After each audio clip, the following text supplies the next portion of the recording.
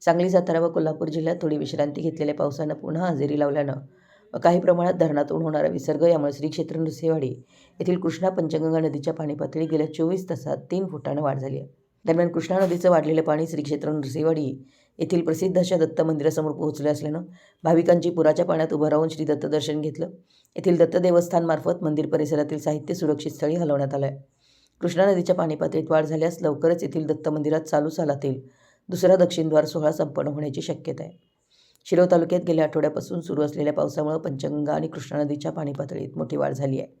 तालुक्यातील बंधारे पाण्याखाली गेले असून कुरुंदवाड अनवडी ओढा पाण्याखाली गेल्यानं कुरुंदवाड शिरोळ जुना मार्ग बंद करण्यात आला आहे.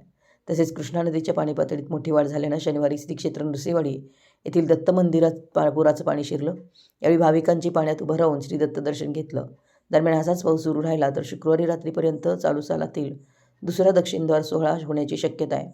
दरम्यान गुरुवारी पावसाचं प्रमाण कमी झाल्यानं पाण्याची वाढ मंदावली आहे. मंदिर समितीनं आवश्यक खबरदारी घेतली होती. भाविकांची सुरक्षितता लक्षात घेऊन स्वयंसेवकांची नियुक्ती केली होती. मराठी एस न्यूजसाठी नृसिंहवाडीहून संदीप अडसूळ.